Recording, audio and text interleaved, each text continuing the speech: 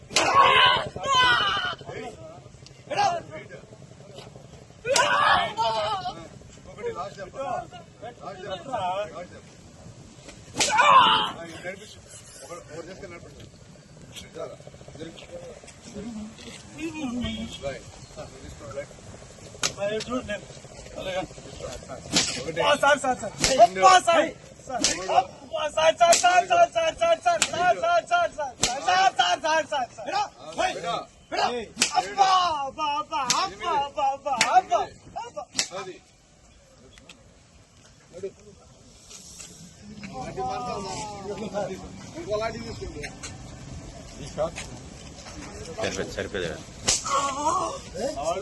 మళ్ళీ 50 పడతాయి.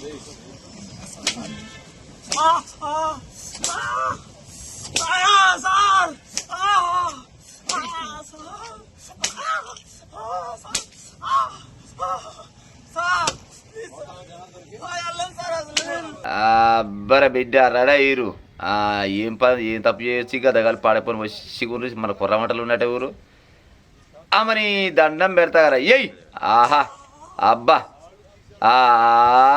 పెద్దలు ఆదుకొస్తుండొచ్చు బిడ్డ.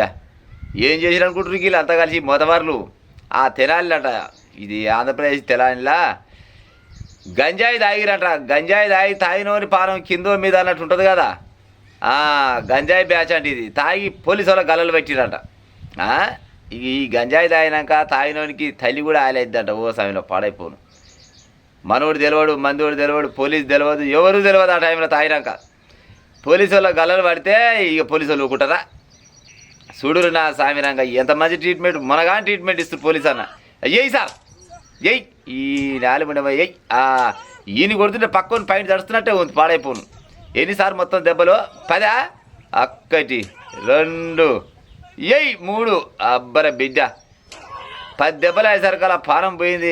అయ్యో రామచంద్ర ఒక్కరి పని అయిపోయింది. ఇంకోడు ఈయనకి 10 సార్ అమ్మ లెక్క చొప్పున వేయాలి. మళ్ళీ ఎక్కువ తక్కువ వేసా మళ్ళీ ఇంటికి పోయినా చెప్పుకుంటారు కదా, ఆయనకి 9 కొట్టినట్టు నాకు 8 కొట్టినట్టు. అమ్మో ఈయనకి 8 దానికి 10 పెట్టినట్టు. తలా 10 కొట్టితే ఓన్ చెప్పుకోరు బయట. ఈయన పని అయిపోయింది. సార్ జర్ర నువ్వు జర రెస్ట్ తీసుకో సార్.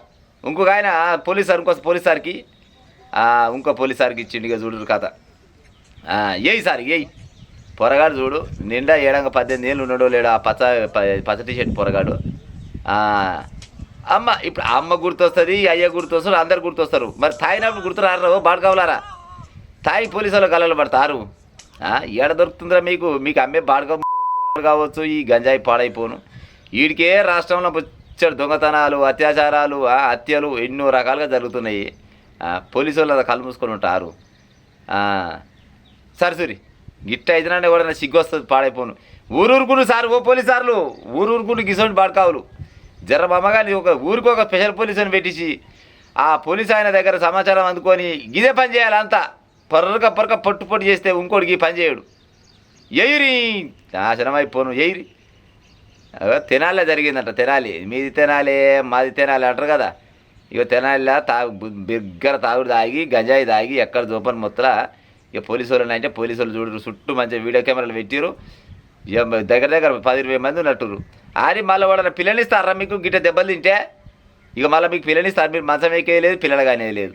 అరికాల మీద అంగేసి అట్టనే బొక్కబొర్రలు వండబెట్టి పిల్లల మీద కూడా వేయవలసి సార్ 10 గల్లా పిల్లల మీద అంగిని ఈ పిల్లంగిని ఎన్నుపూస బొక్క 7 కాడి కదిలి మరి కూసాలు మొత్తం కదిలిపోవు. గద్దగాలు నాశనం అయిపోను.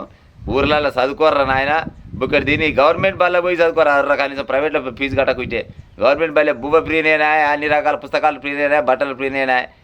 గల్ల చదువుకొని ఆ కాలేజీలో బిల్లులో చదువుకొని ఏదన్నా అక్కడి నుంచే పని చేసుకోక మంచిగా బర్దుడులు ఉన్నట్టు ఉన్నారు. మంచిగా పోయి గంజాయి తాగి పోలీసు వాళ్ళ మీద తిరుగుబాటు చేస్తే పోలీసు వాళ్ళు ఊకుంటారు. 7 కాడికి బొక్కలని తెల్ల చేస్తారు.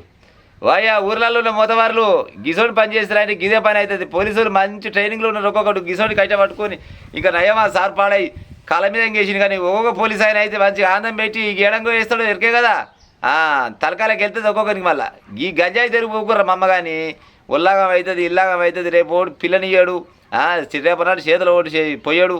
అన్నీ ఈ కారణం తప్పిన ముచ్చట ఉంటాయి. గంజాయి సోపతి చేయకురు ఆయన ఉంటాయి ఇక.